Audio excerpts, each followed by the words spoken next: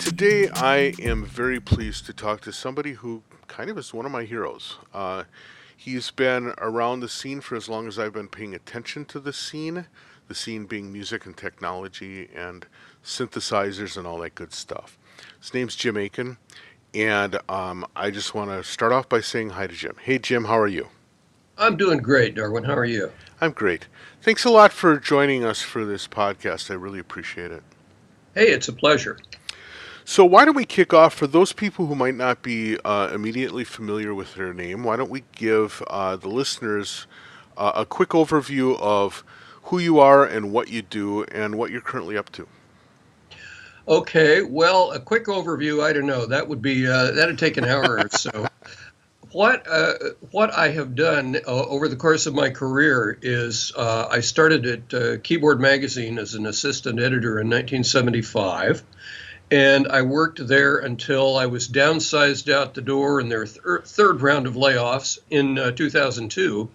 And because I was sitting at that desk at keyboard over the course of those years, I was very heavily involved in all kinds of wonderful developments in music technology, starting from the early days when, even before the Prophet 5 was released, Dave Smith and Barb Fairhurst used to come by. They'd drop by the office and hang out with Tom and Dominic.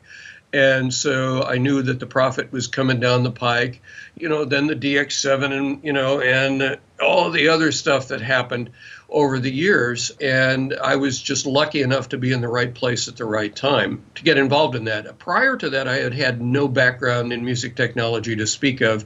As a rock bass player in 1970, I had tried soldering a patch cord for the bass, and I decided soldering was not for me. So that was the extent of my involvement in technology until I started at keyboard. That's really interesting. So, I mean, were you friends with these people and that's how you got the gig? Or were they so desperate for someone who could write that they opened the door? How do you get in the door when you don't even know the tech? That's a good question. And the answer is yes, I was friends with these people. Ah, okay. There's a big history background here, which is that I live in Livermore. When I was at the magazine, I was in the South Bay and on the peninsula, but I grew up in Livermore, and I'm back there these days. Okay. And Tom Darter and I, Tom was the founding editor of Keyboard, were in the same class in high school, and so we were good friends. When Tom and I decided to start a rock band in the late 60s, we were looking around for a drummer, and there was this jazz drummer who ran a local bookstore, and his name was Jim Crockett. And so Tom and I knew Jim from the days of the bookstore. And then various other things happened, and the bookstore went belly up. Livermore has never been a popular destination for book buyers. And so Jim Crockett moved down to Los Gatos and started working for Bud Eastman at Guitar Player.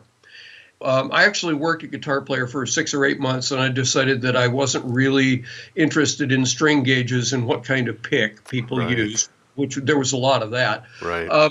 So I quit Guitar Player and I went and played in another band. But then in 1975, when Jim was very successful with Guitar Player and he decided to start a keyboard magazine, he called on Tom Darter to be the editor. And Tom picked up one of his students from Roosevelt University in Chicago, Dominic Milano, to be the first assistant editor. Dominic was 19 at the time and played accordion. And then when they got ready to hire somebody else, I kind of stuck my foot in the door and said, gee whiz, I think I'd like this job. And that's what happened. So that was in 1975. What did music technology even look like then from your eyes? From my eyes, okay, what happened was that Dominic and I were actually roommates briefly before I got my own apartment, and he had a Mini Moog. And so, he had no speakers, so you had to futz around with a Mini Moog while wearing headphones. And Tom lived in the same apartment complex just down the walk, and he had an ARP 2600, and which did have speakers.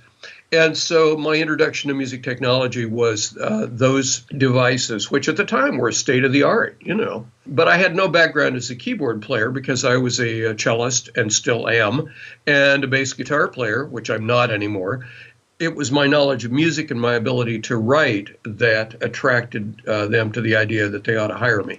Now, one of the things I like doing in my podcast is I like talking to people about their beginner story, and I'm sure that you have a very interesting one. And so I'd like to step back before Keyboard Magazine and kind of set the table, because one of the things I know from just doing a little study with you, you have kind of tendrils into a lot of different worlds. So you mentioned already that you're a cellist and fairly accomplished one. You've long had this interaction with music tech, but you're also, if I'm not mistaken, you're also kind of known as a science fiction enthusiast and writer, correct? Yeah, that's among my alleged accomplishments. I like to call myself one of the West Coast's least active and least well-known science fiction writers. I had a couple of novels published along the way. I'm a member of Science Fiction Writers of America, yada, yada, yada. But I'm no longer very active in that area. I've discovered that while I am a natural writer, I'm not a natural storyteller. And so I tend to try to write novels, and they tend to turn into train wrecks on me. I see. So I've mainly concentrated on the music thing. I've done a few other things along the way. I actually, for a while, I was pretty heavily involved in the text adventure game development field. I wrote half a dozen adventure games that were released and are available online for free. That is another of the technologies that is kind of in a slump, or in a permanent slump, shrinking, because computers can now do much more than text, and so. But there are still people who are clinging to that field, so that was kind of fun. Well, it's interesting you say that, because I recently kind of my son is really into gaming, and I introduced him to some of the Zork adventures, right? And exactly, that was what inspired me. I found that so exciting when it was first available, and he kind of looked at me like I was a little crazy, but I liked it anyway. Yeah. So, well, how did you? I mean, this is a really interesting combination of things. I'm curious, like, what growing up in Northern California, what was kind of the background that got you to sort of feel free? Because one of the things I would say is, with somebody who has this many different kind of varied background interests, you must have had an interesting time growing up to where you felt free to explore all these different things. What did that look like? Well, I don't know that I ever felt free growing up. I think that would be a mischaracterization of my misspent youth. What it was for me, I think, is that from the time I was very young, I placed a high value on things that I found interesting in an intellectual way. I've been pretty free to explore, because there's lots of stuff to explore, So amateur hobbyist computer programming interests me. As an adult, I have learned to play the piano, and I play Bach on the piano, Bach and Haydn and Clementi. I'm a bad pianist, but I enjoy doing it. Pretty much anything that piques my interest. I get books from the library on cosmology, and microbiology. Just, it's interesting stuff. So that's really where it comes from. Then, as you made your transition into working as a writer, did you feel like you had writing chops before you started working at the magazine, or was it sort of like the daily grind of writing that kind of honed your craft? Well, it was a little of both. I mean, I was certainly a highly verbal person, and I do not suffer from dyslexia. And, I knew how to write. I mean, I had written stuff in high school and college. And so, the craft of writing was not something that I had to pick up. It is certainly something that I honed over the course of all of those years, for sure. I think when I was 20 years old, my writing was a lot more verbose, and there were a lot more long sentences and big words. And one of the things that you learn writing for a monthly magazine for a general readership is how to write short sentences and use little words when appropriate. Right. And so that was kind of the process of learning that and learning to write a good lead. I didn't necessarily know that, or and for many years I wrote a lot of the headlines for keyboard too, heads and subheads in the articles. So there are people who are better at that than I am.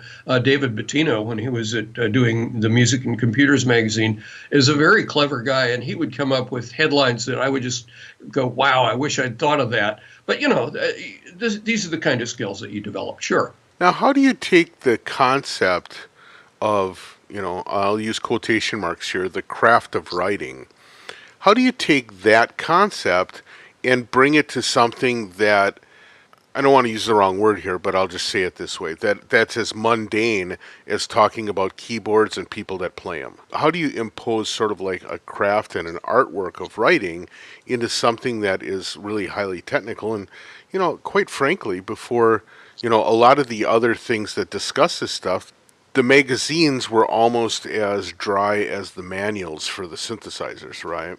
Yeah, and over the years, I think we developed an ability to communicate more effectively in terms of, I mean, if you go back to the very, very earliest product reviews, I don't think we even had separate sections that would say conclusions or Right. user interface. We just kind of wrote stuff. But so as time goes on, I think you focus more on how to get the message across and certainly when to use a commonly understood metaphor or whatever it might be to let people know, and you also become very careful about defining your terms and making sure that if you're going to talk in the early days, if we were talking about voltage control, let's say, you would want to let people know what that was and make sure you put a definition in so that you wouldn't lose your readers. And so you're constantly thinking about how to bring the reader along and how to make it clear to them what it is that you're saying. So yeah, that's certainly something that we all developed on the job training. I mean, keyboard, I got to tell you, keyboard across the spectrum was the best on-the-job training that anybody could have. I was getting paid for transcribing jazz piano solos. Okay, note for note. Right. And I would sit, because Leonard Feather was writing a jazz piano column for us. And so I would sit there. These were in the days of reel-to-reel tape, you will understand. And I had a reel-to-reel tape deck, and I would record, let's say, a solo of, whoever it might be. And I would play the tape and try to stop it very quickly just after the chord or the notes that I wanted to hear, so that those notes would stay in my ear, and then I would scribble them down, and then I would rewind the tape and roll it forward again. Right. This is great ear training. So you've got great ear training, you've got great writing training, and then there's the fact that for 20 years or more, I was writing the record reviews. And so here again, I was exposed to everything from, Zydeco accordion to Elliott Carter piano sonatas. Right. And, and getting paid for it. So I learned so much about music just from that, because I had no background in jazz when I started out at keyboard. I thought, what is bebop? I think I actually asked Tom Darter one time, what is bebop? And now, I can, when I go to the gym and I'm listening to my jazz station on Pandora, I can go, oh, yeah, that's not Miles. It could be Diz.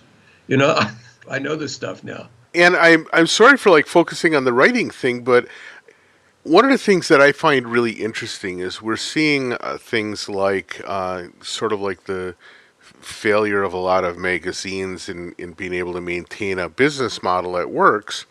While at the same time, it seems like writing is becoming more and more important because it's what you do in order to make a website. And in fact, for things to be searchable, they kind of have to be textual. Otherwise, they're ignored in a lot of cases. And so it seems like while magazines themselves are kind of disappearing, the primacy of the written word still is right front and center. We could certainly talk about the decline of magazines in the 21st century, or about the impact of the internet on not only the print media, but on the ability of musicians to make a living. I'd rather talk about synthesizers, though, because that's the fun stuff. Okay, well, let's do that, because, and I'm in the middle of doing this series of interviews with people that have been involved in synthesizer design. But I'm really interested in your view of the landscape because while these guys were sort of like, on the ground floor beating it out, you kind of got a chance to fly at 30,000 feet and see things coming and going and seeing trends develop and reside. I'm curious from your perspective what you see as the factors that have been most important about synth design over the years. So we could kind of probably break that out into different time frames. Certainly there's the time pre-MIDI where things were developing, and that's especially interesting to people now as there's this resurgence of interest in control voltage, and for a while there's been interest in vintage synthesizers.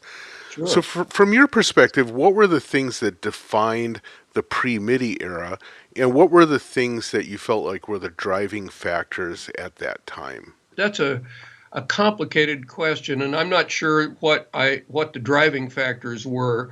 I do know that marketing had a great deal to do with it. There was a guy who took mini Moogs around to music stores and convinced them to stock one. That kind of thing was what got people interested. That and Keith Emerson's solo on Lucky Man and Wendy Carlos's albums.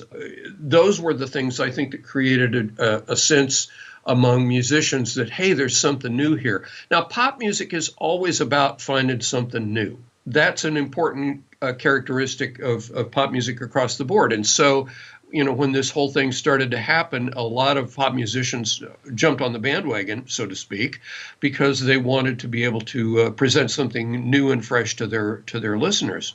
That was really, if you go back to the mid 70s, or before, let's say the Prophet came out in 1978, the Prophet 5 came out in 1978. So let's say pre 1978, there were certainly people who were grabbing the monophonic synths. Joe Zawinul was using a 2600 in Weather Report, and he was also using the Oberheim four voice, I think, when it came out.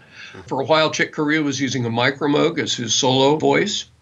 So these things were just in the air at that time. But I don't know that that has anything necessarily to do with design. The designs at the time were limited by the fact that these were analog instruments and you can make a certain number of waveforms using an analog oscillator, from what I understand. I mean, the reason that they had sawtooth, pulse square, and triangle and sine waves was because they were easy to produce using circuits.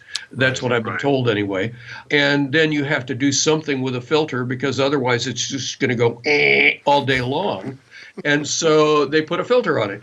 Those were the limitations at the time. Now, there were certainly some innovations that proved durable. I mean, Bob Moog came up with the idea of the pitch and mod wheels that were on the Mini Moog, and those are still, I feel, kind of an industry standard, or ought to be. But yet there are other manufacturers who, over the years, from the very beginning and still today, Roland, for example, with their paddle, have gone, oh, no, well, we don't want to do those. We're going to do it our way. And ARP was really the first company that did that. And so I call that ARP Think. Because what happened was that ARP looked at the Mini Moog and they said, oh, well, we don't want to do the pitch and mod wheels because they do that. So ARP came up with something that they called PPC, which is, I think, was proportional pitch control or something like that. It was a series of 3 pressure pads that they put on, like, the Odyssey, and they just didn't work as well as the pitch and mod wheels. So that's why I call it ARP Think. In the pre-MIDI days, or I guess maybe right near the MIDI days, we had the introduction of the Prophet 5, which that was the point at which I started seeing players really embrace keyboards. And I always felt like it was because of presets, And I guess other keyboards before that had presets, but it was sort of like the predominance or the big part of that presets played in the case of the Prophet 5 that made that a real powerful tool for sort of the everyman, because now all of a sudden you could be really convincing in a band environment without necessarily knowing how to program your synth, or at least you didn't need to know how to program it to begin with. Yeah, that's a very important point because with a Mini Moog, well, one of the early rumors was that there was a famous British rock star who had a bank of Mini Moogs, and all of the knobs and switches had been taped with masking tape so that they couldn't be moved, so that he would have the sounds that he wanted. Now, I don't know that that's a true story, but I think it relates to what you're talking about. Yeah, that all of a sudden the Prophet had not only polyphony from the keyboard, but it had a system of presets so that you could, in performance, even if you did know how to program a sound, if you were at a gig, you could dial, you could press one button and you'd have your string sound. You could press another button and you'd have your brass sound. I mean, using the words string and brass loosely here. And that was a tremendous advantage, even if you did know how to program. But certainly it was attractive for people who had little or no understanding of what was going to happen when they turned the knobs. Now, there was a persistent rumor in the late 70s that when Prophets went back to sequential circuits for repair, that most of them still had the factory presets in them, that most users were not reprogramming any of their sounds. There was a counter rumor to the effect that people were reloading the factory presets before they sent it in so that the guys at the factory wouldn't steal their presets. Oh, that's hilarious. That's great. Yeah, I can't tell you which story was true. I have no idea. But they're both good stories, right? Yeah. That's neat. So yeah, the preset thing, I mean, and sound design from the very early days was something that became an important marketing consideration very early on. I don't know who did the sound design in the original Prophet. I do believe that when the DX7 came out, for example, that Michael Boddicker and there was a guy in San Francisco too, I forget his name, who did the original DX7 factory presets.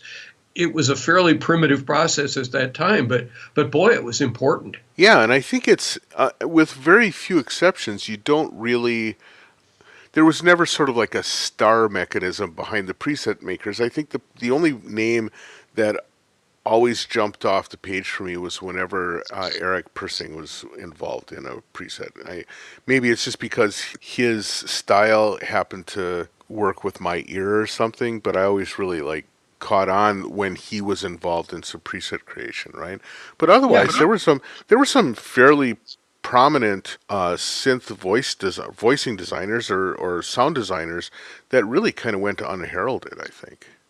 yeah, Eric is certainly the superstar in that field, and he did a lot of the important early work for Roland. I believe he may have done the D50, for example.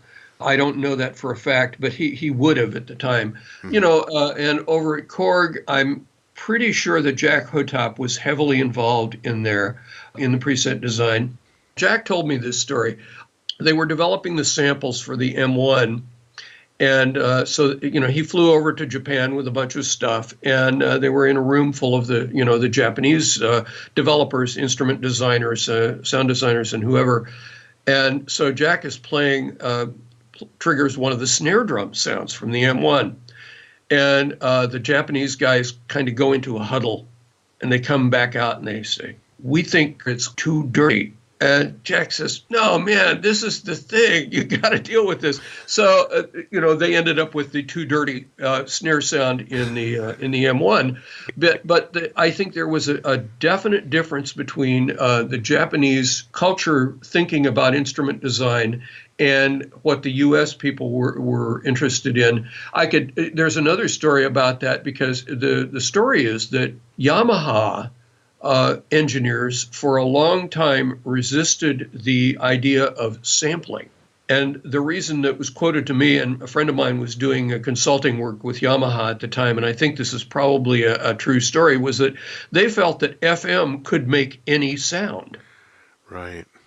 And so they didn't need to work with sampling. And of course, when Yamaha eventually did produce a sampler, it was really, let's be polite, it was not state of the art. Right. I mean, there was a time where keyboards that were made for the Japanese market actually had different presets, ones that were more finely tuned for their particular musical styles and the taste of their ears, right?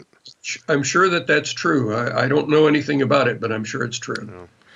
So now, going back to this idea of preset development, though, one of the things I know is that you, in your writing, you actually made at least one book that I know of that was about doing synthesizer programming. And so it was something that you sort of personally wanted to see become, I assume you wanted to see it become popularized, right?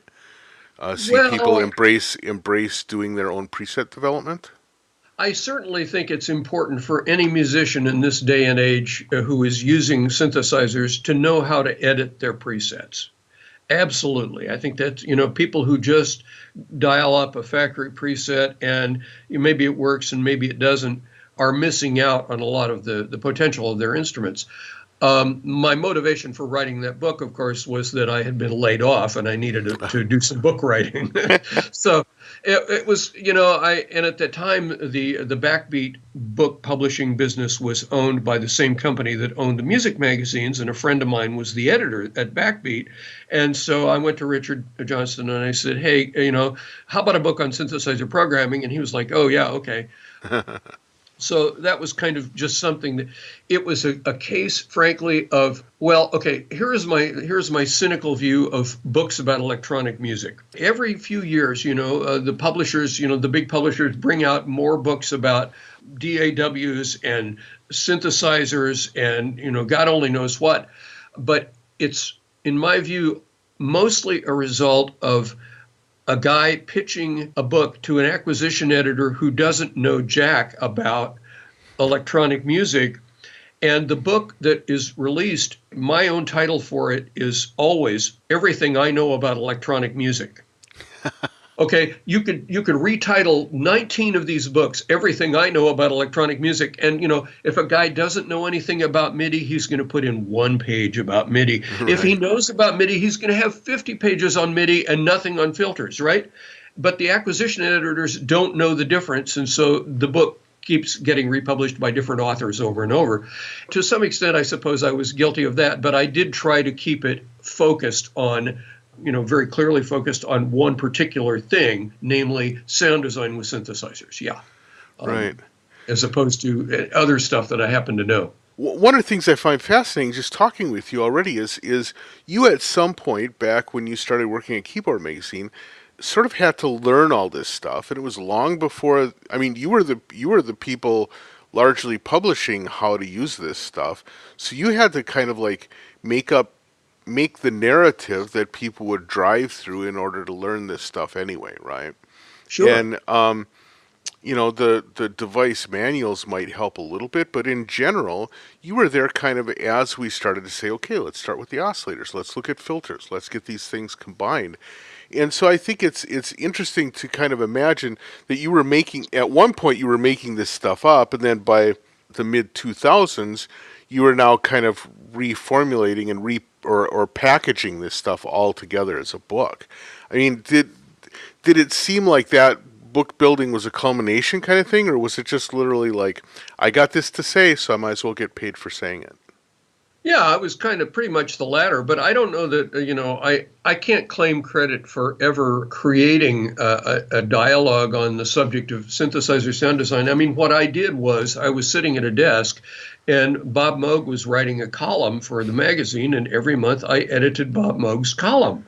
Not that he ever needed any editing. He was a very good writer. Once in a while, I'd pick up the phone, and of course, this was before the days of email, and I would pick up the phone and ask Bob a specific question, but he was a fine writer, and I learned from reading Bob Moog's column just the way everybody else did. That's wild. I mean, what a great teacher, huh?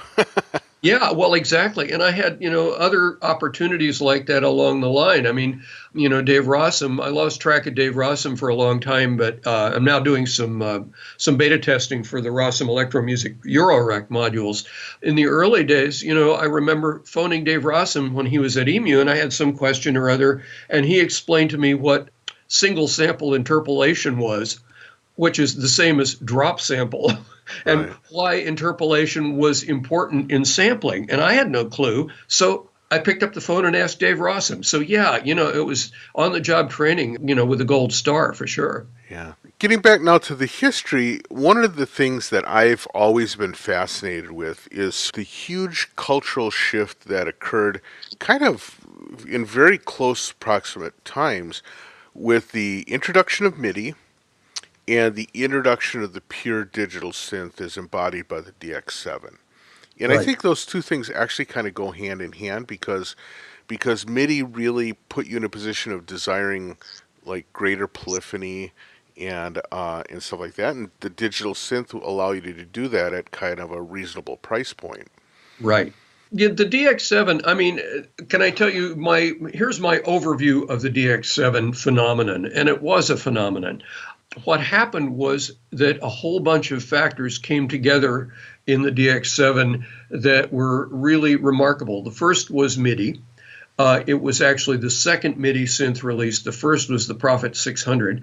The DX7 had MIDI. It had 16 voices of polyphony, which was unheard of at the time.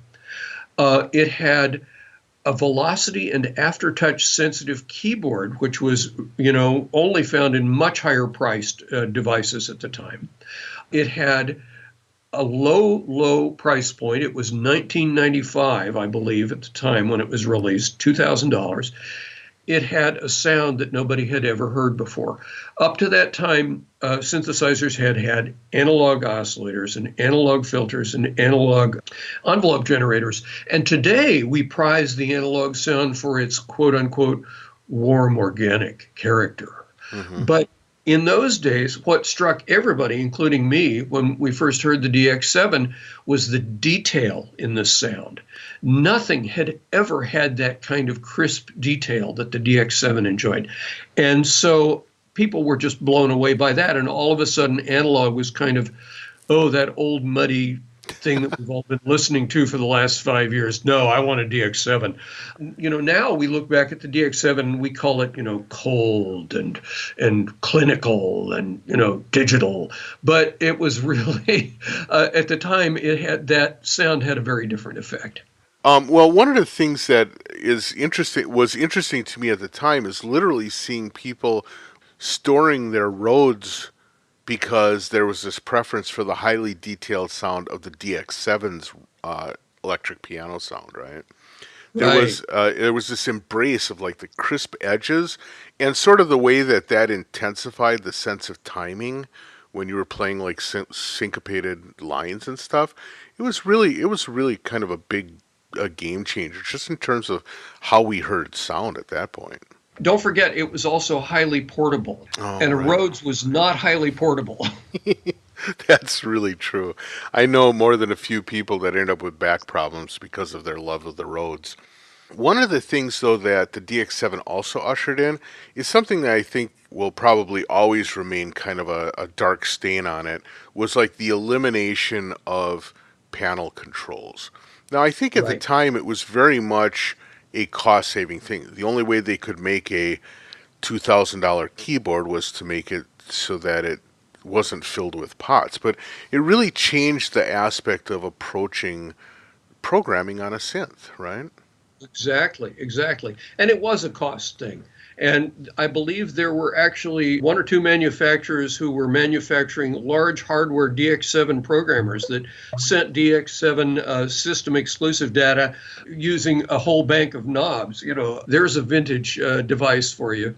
Right. And after that, I think, let's see, there was the Poly 61 and there was the Casio CZ series. There were a lot of instruments. I'm probably forgetting some important ones that used that same concept, and it was exactly because it was cheap. And it wasn't until, I believe, let's see, the Roland JD800 was a digital synth that had a slider for every function on the panel. Also had a cheap plastic case, if I recall correctly.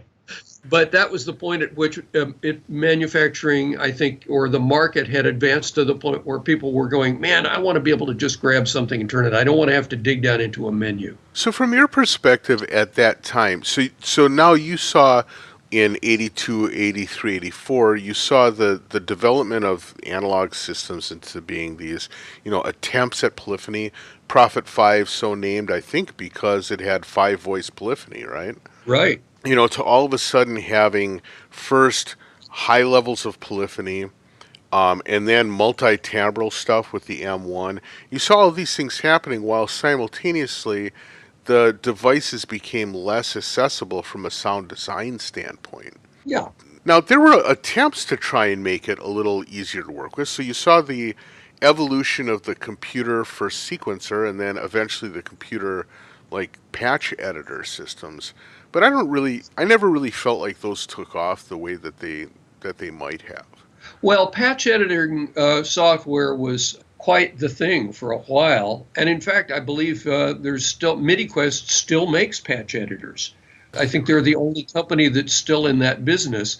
But yeah, it was important, and patch editors were written for the Atari, probably for the Commodore 64, certainly for the Amiga. And when the Mac came along, then patch editors were a big deal there. I mean, Opcode did quite nicely, I'm sure, for a long time with their patch editing software. But while it was certainly an improvement for editing, but it was not an improvement for performance. Right. And that's Right. a key. That's a key concept in the whole thing. I think if you think about synthesizers, really, there's the sound design and the sound capabilities aspect of it, and the sound editing and storage aspect. But the performance thing is something that really these instruments are, even today, they're so deep. I mean, I use Reason a lot. I'll be honest. Great software synthesizers. The way Propellerhead has implemented their automation system, I think there's a hard limit of like 128 parameters that you can automate. And so some of these instruments have 200 parameters, and there's just going to be some things there that you just have to store the preset because you can't automate them, you can't tweak them in performance. Right. So we're all struggling with this, but I think the performance aspect has a lot to do with the attraction of the Eurorack format and modulars in general. But let's just talk about Eurorack because it's ubiquitous. Is the fact that you can actually reach out and grab a knob, and you don't have to know anything in order to be able to do that. In other words, if you can figure out how to plug an output into an input using a patch cord and then twist a knob, you'll get something. And Yeah. that is certainly not the case on the DX7 and not the case on just about any, hardware keyboard synthesizer that I can think of. Well, the other thing that happens with the Eurorack system is you're literally thrown back to prior to the Prophet where there's no preset. Even if you have a module like, say, the Mutable Instruments Braids that has the concept of preset sort of like voicings, Right. that's just like the starting point. You still have all this work that you have to do, which I think by its very nature means that you're going to end up with an idiosyncratic sound, one that somehow owns your own personal voice, right? In theory, yeah. Among the good musicians who are using the Eurorack, I mean, if you think of somebody like Richard Devine, for example, he certainly does have his own voice. He also has more equipment than God, but whatever. That becomes, we won't talk about the necessity to go out, rush out and buy modules. I'm over that. But yes, you do to some extent have your own voice.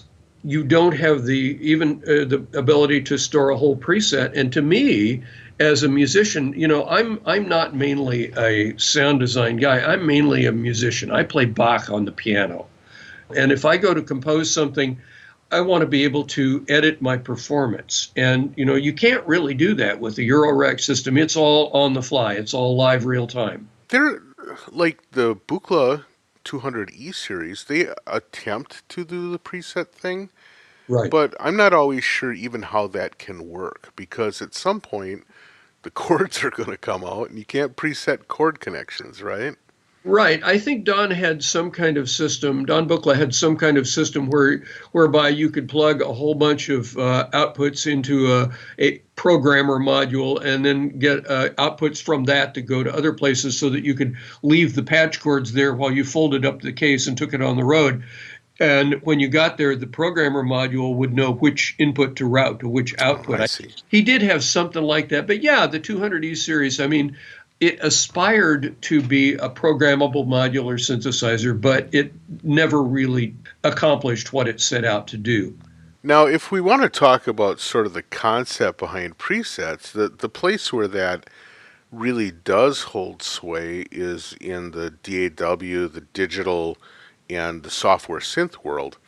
But Oh, yeah. there again, you got a chance to see that whole world sort of like formulate in front of your eyes, right? Because Right. I remember, I think that the first time that the digital audio thing really caught my attention in Keyboard Magazine was a cover article where Thomas Dolby was talking about using Opcode Studio Vision Uh-huh. and how this like interplay of audio and synthesis and all this kind of stuff was so cool.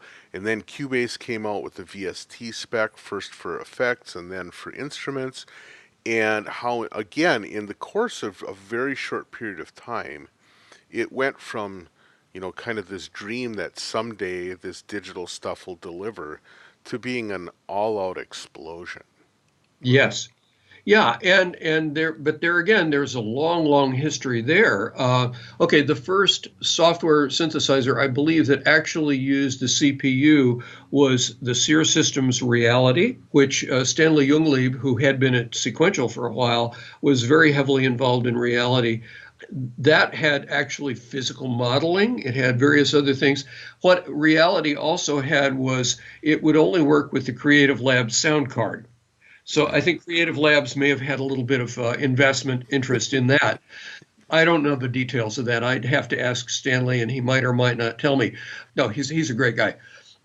But from there it kind of took off, and yes, within a few years we had all of this stuff. But see, that was at the end of a previous system of development, which was computer-based synthesizers on dedicated boards that would plug into your PC. And that goes clear back to the Apple II, not the Mac II, the Apple II, when both Alpha Centauri and Passport Design's Sound Chaser were synthesizers on a board that plugged into your Apple II computer. That was the ancestry out of which the CPU-based instruments eventually sprang when the CPU got fast enough. Right. Well, and then also, I guess, like the Synclavier and the Fairlights, those were computers just with a very approachable face slapped on top of them, right? Oh yeah, and they were, I think, as much a dedicated computer system as the DX7. Right.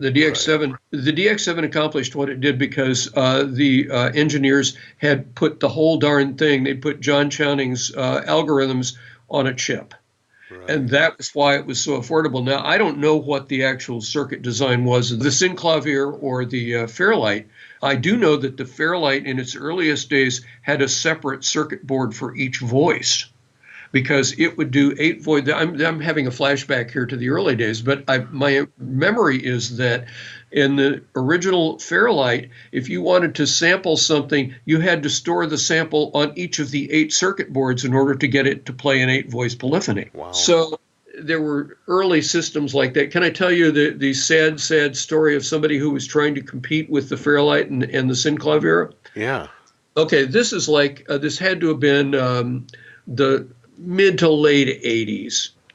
Let's say 85, 86, because I know that the DX7 had already come out at that time. So these people came around, and I don't remember the name of their company, and it's a sad story. So even if I did remember, I wouldn't tell you. But they had this high-end digital synthesizer system with the CRT display and the big freestanding keyboard and the box with the CPU in it. And they brought it around to Keyboard to show it to us, right? And it was essentially doing like additive synthesis with like 16 partials, and it sounded like a really bad Hammond organ. And so I was desperate to try to get some kind of good sound out of this thing. So I said, well, gee, does it do FM? No, it doesn't do FM. Well, you have an LFO, right? Yeah, you have an LFO. Could you like modulate the pitch of the thing with a really fast LFO? Let's try that, right? This is my idea. So they're like, oh, yeah, cool, let's try that. The problem that showed up was that they cranked this LFO up to something, 15 hertz or something, which was as fast as it would go. So I play a chord on the keyboard, and the notes on the keyboard are going, and I lift my hand from the keyboard, and the notes don't stop because they were using the same processing unit to create the LFOs that they were using to scan the keyboard. And the processor was so busy generating all of those LFO waveforms, it didn't have time to look at the keyboard and see that I lifted my hand. Oh my God. That's wild. True story, and I don't think they ever brought it to market. So Yeah, unreal. that tells you a little bit about the desirability of beta testers trying weird stuff. Right, indeed. Well, you must have gotten a chance to see a lot of, both unusual but also like really quirky stuff. I remember 360 Systems was always one of my favorite companies to check out. Not because I liked their stuff or even that it was that good, but it always seemed to have something quirky Yeah. related to it, right? And it was always fun to sort of like see what would kind of go crazy with something that 360 was putting out. Yeah, I had entirely forgotten about them until you mentioned the name, and I could not at this moment tell you one single thing that they ever did. It was just not on my radar at the time. I mean, I'm Interesting. sure it was at the time, but Yeah. there was a memory dump in the middle there. There you go, the memory dump. Now we're starting to see kind of a re-evolution of how people think about synthesizers. First of all, we're seeing sort of again the ubiquitousness of on system control, having a lot of discrete controller content on the face of a keyboard, or in the case of like Eurorack and modular stuff, very knob oriented, very tactile interaction with the synths. And we're starting to see even things like with the recent announcements by Akai of drum machines that are going to be standalone units that basically are computers, but they're oriented towards playability and interaction, physical interaction. Yeah. How do you think that that's going to affect this, what had become a really important, a really significant part of the music tech business, which was software synthesis and software instrumentation? Do you think that things are going to revert more towards hardware again, or do you think that this is just one of these deals where people are going to embrace it all because they can and it's all kind of affordable? Well, I mean, as a former science fiction writer, I can tell you that predicting the future is a mug's game. You can't predict the future. So I try to avoid answering questions that say, "What do you think is going to happen Yeah, next?" sure. I do think that there is the people. Yes, people want playability. They want a box that they can take on stage, and they press a button and they know what they're going to get. For good reasons and bad reasons, I think the laptop has kind of a bad rap as a live performance device. Yeah, sometimes your system is going to crash on you, but really not. And not unless your roadie drops it off the back of the truck, or unless you are busy downloading stuff from the internet that you don't know what it is. I've never had that big of a reliability problem, but I'm not doing paying gigs. Right. So possibly my view of that situation is skewed. But there again, a laptop does not really have the kind of user interface that a device with 16 velocity sensitive drum pads has, let's say. I'm Right. still waiting for the QWERTY keyboard that's velocity sensitive. Why haven't they done that? Or with foot pedals? Why doesn't your computer have foot pedals? I mean, wouldn't that be useful? But at the same time, the possibilities for upgrading and expanding your computer-based system are extraordinary, and you're just not going to find that in any kind of dedicated hardware system. I mean, Chris Hallaby was trying to do that with the Muse Receptor. He may still be doing it. I don't know. I haven't been keeping track of what they've been up to lately. They were trying to put, VSTs in a box that you could take on stage and it would be reliable, but it didn't have the user interface. Right. At that point, it's just a box, which is no better than your computer, except it doesn't have a screen. That I don't know. I'm not going to get into what I think of the Muse Receptor because I haven't done anything with it since I saw the prototype many years ago. But I do think that the expandability of any computer-based system, that you can get VSTs that have, physical modeling or sampling, or I mean, look at some of the stuff that Native Instruments has done with Reactor or with Kontakt, for example. That Kontakt, now you can buy these third-party libraries that have their own user interface with, built-in rhythms and all of this other great stuff that you can do. And you're just not going to get that on an Akai drum box. Let's Right. face it. That's an interesting point, and especially The Kontakt engine thing, or the Kontakt library system thing, is actually a really interesting point to discuss because the the computer came along and it became a platform to develop software on, and so we did VST synths and effects and some DAWs. Well, Native Instruments has, I think that they've taken this Kontakt system and turned it into another kind of platform, like a meta platform in a way. Right. Right. And some of the stuff I've seen lately, like the stuff the Spitfire audio people are doing, is amazing and sounds so gorgeous. But they're literally developing almost engines that run inside of Kontakt. Right. So it's like an engine in an engine in an engine. It's quite amazing. Yeah, I reviewed a couple of those first efforts in that direction during the last days of my product reviews for keyboard. And unfortunately, what happened there was that this is an aside, but the publishing company that owned keyboard and has now rolled it into Electronic Musician put out a new contract for their freelance writers, and the contract had a couple of provisions that I was not comfortable with, and so I did have to stop writing for them, which is a shame. But it's like that was the way it went down. But I did see a few of those early programs for Kontakt, and I think the same thing is true totally of Reactor, that it's a development system. And Reactor, again, that leads us right back to Cycling 74, and for that matter to PD and C-Sound and Super Right. Collider, that these are systems in which the intrepid developer, amateur developer, can do anything. But they're expert systems. They're not an Akai drum box where you can just turn, or a Eurorack system where you can just turn a knob and you get something. Right. You start off with, you have to do a lot of work in these systems and but to get that first squeak out of it, right? Right. It's not only setup work; it's conceptual work to understand, how things hook together, and then I think the musical difference. And I thought about this when I was working on my C-Sound book, and so I was reading, listening rather to some C-Sound music, and it struck me that the composers who work in C-Sound are mostly people who start with an idea.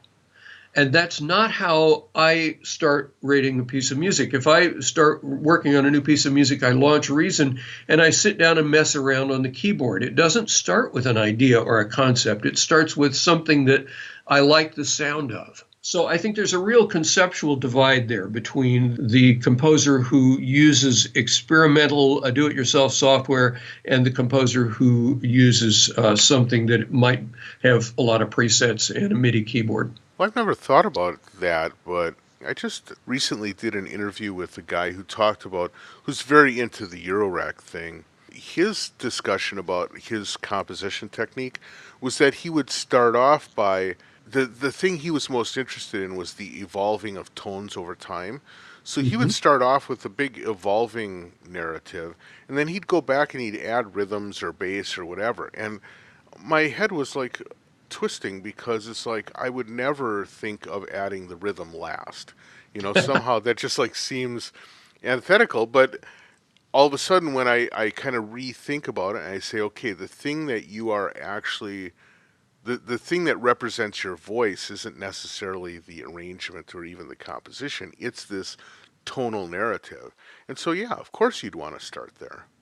Right. And, sometimes when I listen to experimental electronic music on the web, I find myself wanting to say to the composer, well, listen, could we just listen to that without the kick drum? Right. Because they start with this amazing sound design thing and then they go boom, boom, Right. boom, boom, boom. And I'm like, no, dude, get it out of there quick. But then you have to understand I'm over 65 and I never go to dance clubs. So that's not my thing. Right. Well, it's not your thing, but the flip side of it is I want to come back to this. This is you spent 20 odd years at Keyboard Magazine, and since then you've still been active. I'm lucky enough to be able to see your Facebook feed, and so I see that you're still active in the game, right? You're still playing with synths, and you're still fooling around with modulars and stuff like that. So you've maintained your touch on all this stuff over the long run, which kind of makes it so that you're a little bit immune to the taste of the day. Yeah, I mean, as I said before, reviewing records for 20 years at keyboard broadened my taste rather considerably. I got into the Resonance, I got into Skinny Puppy, I got into Meat Beat Manifesto, and then the next day I'd be listening to Igor Kipnis play harpsichord. But I have to say that, it has now been, God help us, 15 years since I left keyboard. I was pushed out the door in 2002. And so I would have to say that I'm not nearly as well in touch with what's going on today as I was 15 years ago. One of the things that's happened, though, is there's also somehow the barrier to become a manufacturer has been lowered Oh, yeah. massively. And so where it used to be, you'd have to track 5 or 6 or maybe 8 significant companies in their work. Now there's 200 as a starting point, right? And so that's a Yeah. little difficult too. Just in the Eurorack format, there have to be 30 or 40 companies who are active, and more who have maybe one or two modules that Right. are cool and that sell. And the same thing if you look at rack extension developers in Reason. I mean, there are dozens and dozens of these companies, and some of them are doing extremely interesting stuff. And yeah, how would anybody keep track? Right. So, man, I burned through my time and then some. I really appreciate you spending the time. Just a couple more questions, though, and Yeah, these are sure. just sort of like things I'd like to know about you. First of all, you have gotten to see the whole history of electronic music stuff, right? Well, I mean, the history goes back to 1899. I'm not that old. Well, the modern version of it, then let's Okay, say, okay. sort of like from Moog on, right? Yeah. What to you was the coolest thing that you laid your hands on, and what's the thing that you wish that you still had in your living room or in your den? Well, my general answer to that question is that in most cases, after selling a musical instrument, I regretted it. That's across the board. And, I certainly had a few things that I didn't regret selling, but I can't even remember what they were by now. But, what is the coolest? I mean, ask me again tomorrow and I'll give you a different answer. Sure. One of the things that was really cool for me, and this is a historical anecdote, but the Surge Modular, in those days, this was like 1980 or 81, and our publisher, Jim Crockett, had a rule which went by the boards fairly quickly, that we couldn't have a product review of a product that was actually going to be at the NAMM show, and the issue would be at the NAMM show, because he didn't want to play favorites. Right. And so we had to scrounge around and try to find something that wasn't going to be at the NAMM show in order to review it, which is why we ended up reviewing the Surge Modular.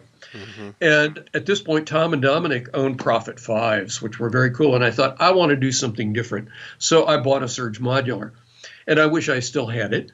But that was really, I think, one of the extremely cool things that I enjoyed having in my living room. And at the time, I think I had an 8-track Tascam reel-to-reel tape deck, and I would record multi-tracks of Surge Modular, I remember the Surge review in keyboard. Did you write that review? I don't remember. In those days, what happened was that Dominic was writing the keyboard reports, as we called them then, and that I actually came up with the phrase keyboard report in the shower one morning. I'm not kidding. It was 2 days before we sent the magazine off to the printer, and we couldn't figure out what to call the product reviews.